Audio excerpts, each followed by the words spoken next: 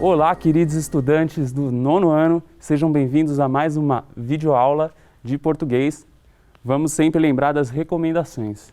Agora, como a gente está com afastamento social, eu posso remover a máscara. Primeiro, a gente higieniza aqui as mãos e depois uma reforçada para garantir aqui, certo? Então vamos iniciar. Estou trazendo aqui essa aula para reforçar o que a gente já estava falando sobre opinião e argumento. Aqui a gente está fazendo uma intertextualidade, vou trazer um texto de outro gênero linguístico e a gente vai perceber como que as opiniões aparecem também em outros tipos de texto. Mesmo o artigo de opinião sendo o principal gênero que vai tratar das opiniões e argumentos. Então o nosso tema será opinião e ideologia. Iniciando aqui, a gente vai começar colocando sobre o ponto de vista que é um pouco similar à ideologia, que vai ser um tema que eu vou comentar aqui com vocês no início. Lembrando só que o artigo de opinião, que a gente falou na outra aula, ele é um gênero argumentativo, que vai trazer sempre as opiniões e argumentos. Ele tem sempre um tema de relevância, um tema que está sendo debatido, que está circulando nas mídias e sempre trazendo questões de problemas da sociedade que ainda não estão 100% solucionados. Por isso que as pessoas dizem que são temas polêmicos, porque eles geram muitos debates. Logo, por conta de ser esse tema que não está solucionado ainda. São os problemas da nossa sociedade e a gente tem que discutir muito para conseguir chegar nas soluções. E por mais uma coisa, o tema sempre vai ser defendido em uma tese. A tese é a opinião central do artigo de opinião, certo? Mas vamos lembrar o seguinte, tema e tese não é a mesma coisa. Muitas vezes a gente fala assim, qual que é a tese do texto? E a pessoa lê o título e fala lá, não, texto sobre racismo, o título é racismo. Não, gente. A tese é sempre uma opinião que é a questão central. Qual é o valor, sempre o valor como algo que é positivo ou negativo, que é melhor ou é pior? Claro que os termos usados não vão ser exatamente esses. Muitas vezes a pessoa fala, é necessário que façamos, nananã. O que significa isso? Que o melhor caminho para aquela pessoa é o que ele está apontando para que a gente faça. Então, por isso que tem um valor, tem uma opinião, certo? Por fim, aqui, a opinião exprime um ponto de vista, que é como se a gente imaginasse aqui com os olhos uma perspectiva. Se eu olho para a câmera daqui, eu tenho um ponto de vista. Se eu olho para a câmera daqui, eu tenho um outro ponto de vista. E as perspectivas que a gente vai ter sobre algum tema vão variar a forma que a gente enxerga esse tema. Vou passar aqui para a nossa próxima imagem, que a gente vai reforçar isso. Essa imagem aqui é ótima para a gente perceber essa variação de pontos de vista. Ou seja, tem dois personagens aqui que olham para um objeto.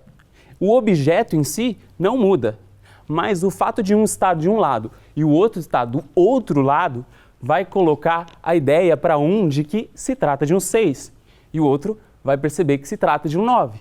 Mas a gente sabe muito bem que a forma do 6 e do 9 é a mesma. O que muda é o posicionamento. É como se a gente falasse do planeta Terra.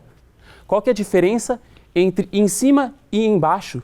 Se você olhar a Terra de uma distância em que ela seja apenas uma esfera. Isso não existe. Então, muitas vezes, o que a gente considera certo ou errado tem um pouco a ver da perspectiva, o ponto de vista que a gente está vendo um objeto. Certo? Então, a gente vai entrar agora sim no tema ideologia. E aí a gente precisa prestar atenção que existe uma certa polissemiose aqui, mais de um sentido envolvidos nessa palavra. Eu vou enumerar para vocês alguns desses sentidos. O primeiro, ideologia pode trazer um sentido negativo de manipulação através de imposição de valores e informações falsas ou distorcidas ou incompletas.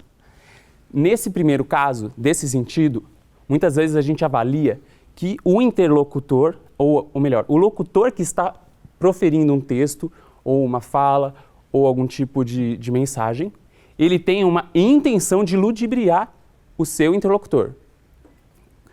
Geralmente, quando as pessoas falam, aquela pessoa está sendo ideológica, elas estão remetendo a esse tipo de significado, porque você vê que quando a pessoa traz a palavra, ela já coloca uma intenção como se isso fosse negativo, como se fosse um problema. Mas vamos continuar vendo para a gente compreender melhor. Segunda ideia, ideologia pode significar um conjunto de valores políticos, como, por exemplo, social-democrata, neoliberal, anarcossindicalista, socialista, e tem muitos istas por aí se a gente fosse continuar, certo? Então, cada posicionamento político, vamos pensar nos partidos, por exemplo. No Brasil tem muitos partidos. Cada um deles vai se colocar num certo posicionamento político. Esse posicionamento tem conjuntos de valores. Cada partido, cada valor, por exemplo, se a gente pensasse um social-democrata, existe um conjunto de atitudes consideradas certas ou consideradas erradas por todo social-democrata. Claro que de uma pessoa para outra pode variar, mas existe um direcionamento. Terceiro lugar, na língua, juntando um pouco os dois anteriores, a ideologia representa a configuração de experiências, história pessoal, convicções, objetivos, crenças de cada locutor e interlocutor. A gente vai comentar mais sobre isso daqui a pouco, mas vamos pensar também um último sentido, que pode ser o sentido etimológico da palavra, que é o seguinte: ideologia, pela origem da palavra, significa o estudo, a lógica das ideias de uma pessoa ou um grupo de pessoas. É simples, aquela brincadeira de repartir a palavra em dois. Ideologia. Logia tem a ver com uma palavra grega antiga, que era logos, que pode significar razão, pode significar a palavra, e geralmente quando a gente tem palavras em português, blá blá blá, logia, é o estudo de alguma coisa. Por exemplo, biologia, filologia, e teriam muitos outros exemplos, certo? Mas olha só, uma coisa que pode ajudar a gente aqui. Nós podemos escolher avaliar o conceito de ideologia, pensando que cada um faz o melhor que pode, de acordo com o que sabe e acredita. Quando nos permitimos conhecer pessoas com ideologias diferentes da nossa, enxergamos visões de um ponto de vista diferente, que revelam diferentes partes da mesma verdade, nos erros e acertos do outro. Se nos fechamos para aprender com a visão do outro, simplesmente considerando que o que diverge da nossa visão é completamente falso, fechamos a porta do nosso crescimento.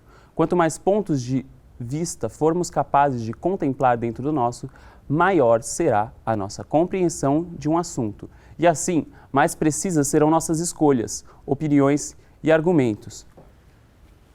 Vamos recapitular só para simplificar a coisa. Se a gente vê um objeto, imaginando lá de volta a imagem, uma pessoa vê um objeto de um ponto de vista. Essa pessoa percebe uma parte da realidade. A outra pessoa vê o objeto de um outro ponto de vista e percebe uma outra parte dessa realidade. Quando a gente se depara com um objeto mais conceitual, como um texto, a gente precisa considerar que todo texto vai passar por essas visões particulares. Todo texto é subjetivo, porque é produzido por um sujeito. Mesmo que seja mais de uma pessoa, a gente pode dizer que é como se fosse um sujeito coletivo. O coletivo, um grupo de pessoas que definiu uma visão e, a partir dessa visão, expôs o texto. Então, para a gente é muito interessante estar nessa visão do personagem circulado em vermelho, que observa o objeto, sabendo e lembrando que o que ele vê do objeto também é um ponto de vista e que outras pessoas verão esse mesmo objeto por outros pontos de vista. Quando a gente pensa nisso, a gente pode enriquecer. E mesmo que a gente discorde ou veja pontos falhos no discurso do outro, a gente vai ter paciência para conversar com o outro.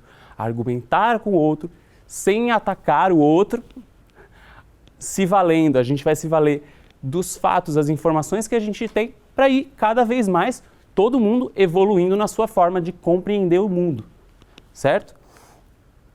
Então, isso é o básico sobre a ideologia. A gente compreender que todo texto tem ideologia, toda linguagem tem ideologia.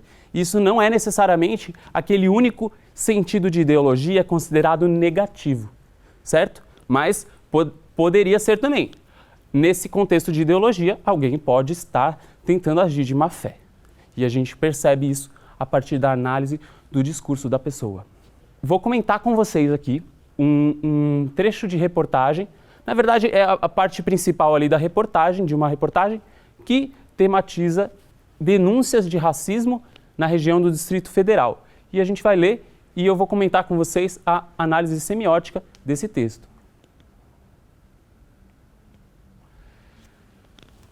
Vamos lá.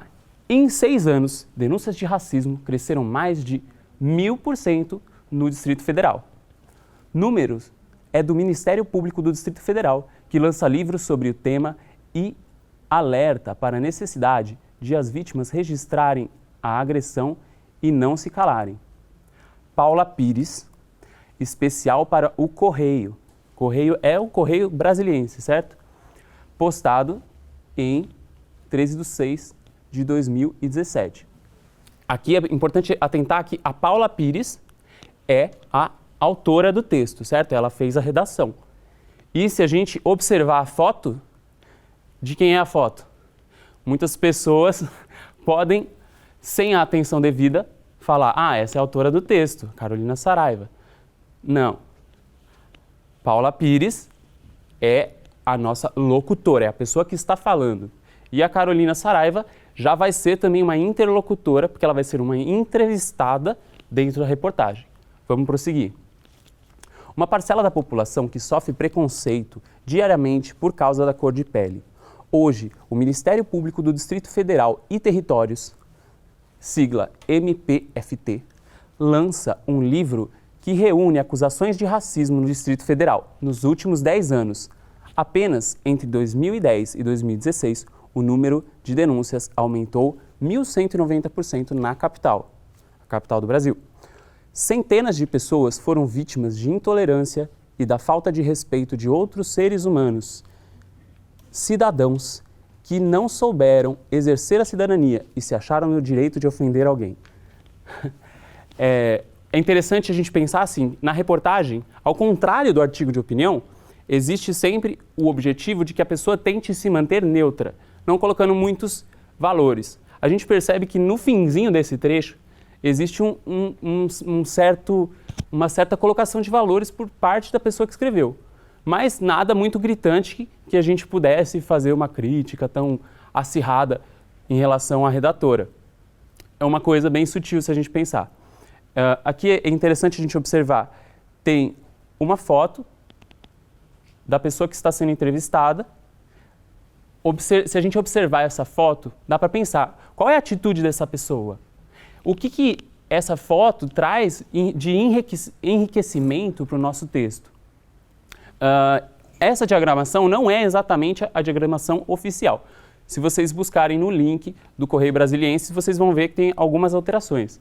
Mas o importante é a gente sempre lembrar que num texto midiático, especialmente notícias e reportagem, que provavelmente vocês já estudaram no 6º ano, a gente sempre tem o título bem destacado, as fotos que marcam e atraem o interesse do leitor e o texto principal, a parte do corpo do texto, com a letra mais reduzida.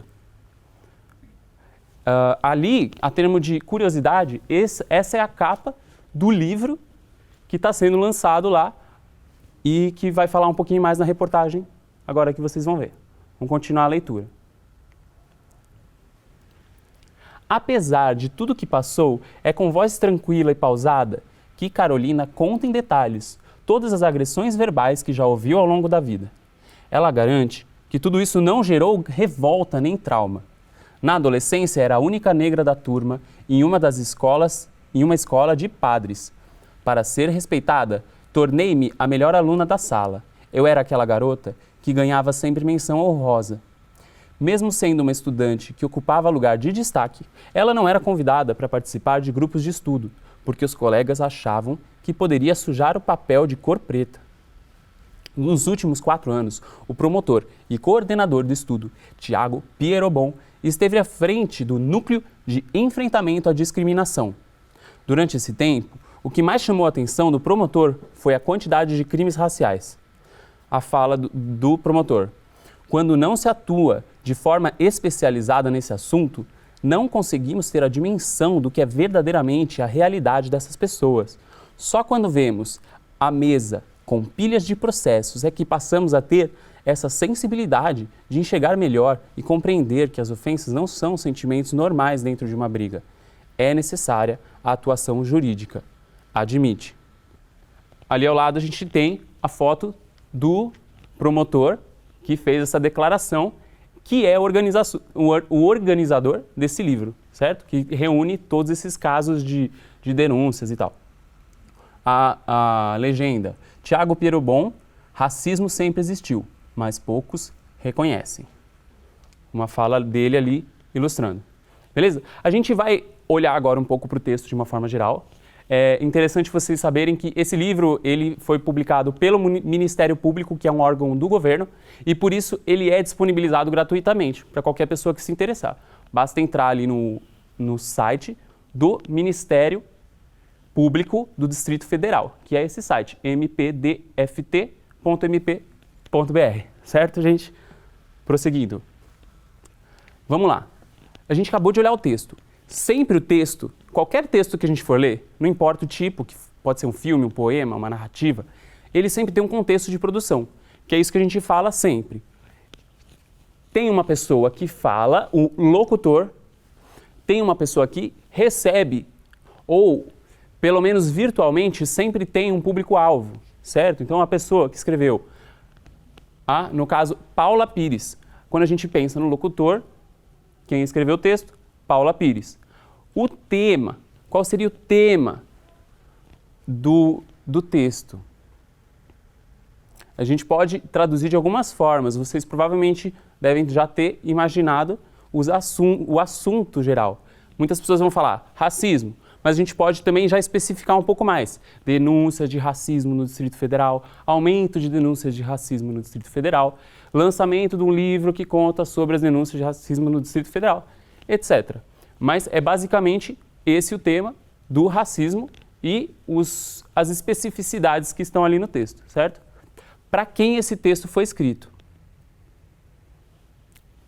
Se tratando do Correio Brasiliense e todas essas referências ao Distrito Federal, eu acho que vocês poderiam imaginar que o público-alvo são os leitores do Correio Brasiliense do Distrito Federal.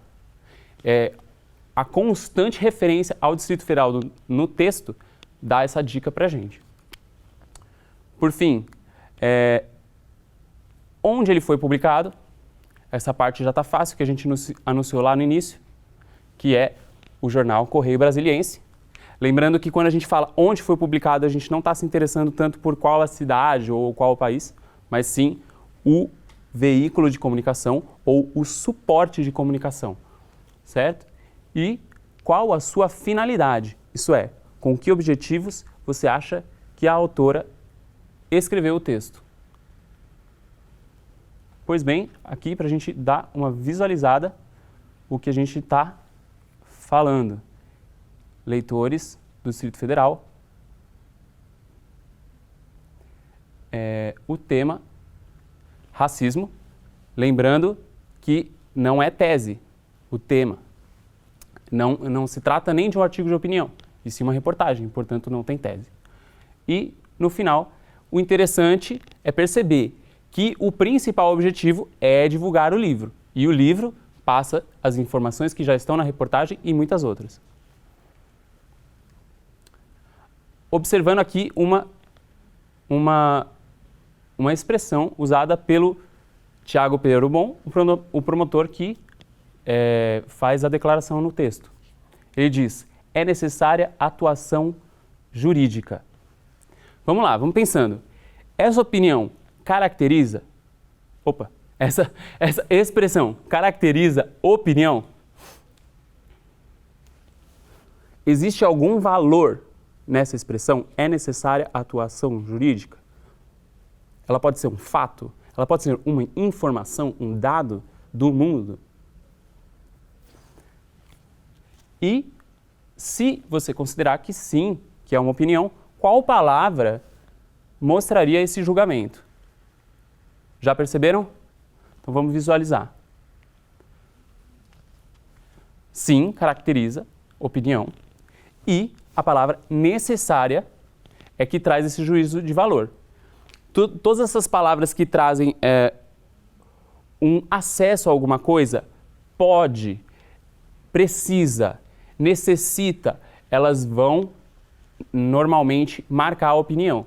E elas são muito usadas para tornar o texto impessoal, certo? Porque o artigo de opinião e os textos midiáticos, de uma forma geral, mesmo notícias, reportagens, eles costumam tentar manter uma linguagem objetiva e impessoal. Por fim, podemos dizer que o Tiago é uma autoridade que confere credibilidade para essa afirmação e confere credibilidade para a reportagem como um todo? O que vocês acham? Provavelmente todos perceberam que sim, ele é uma pessoa formada na área e tem atuado nos casos específicos e no grupo de enfrentamento às questões raciais, às questões de preconceito e discriminação racial e, portanto, ele tem muito conhecimento na área e é uma autoridade para falar. Mas a existência do racismo pode ser considerada uma opinião? É importante a gente não se focar tanto na palavra racismo, mas se focar na palavra existência. Vamos pensar, uma coisa existir depende da opinião de alguém? Por exemplo, essa garrafa, ela existe ou não existe? Não importa se eu gosto da garrafa, se eu vejo a garrafa ou não. Qualquer pessoa que queira dizer que a garrafa não existe vai estar tendo um problema. Agora, se eu dissesse que aqui do lado tem um outro objeto, a gente consegue ver aqui com provas concretas de que não tem nenhum objeto do lado da garrafa. Que a garrafa existe é um fato, que existe um outro objeto na mesa, fora o computador, seria uma informação falsa. Então, a gente tem que perceber que existir ou não existir é sempre informação. A questão é se a gente consegue provar o caso da existência de algo.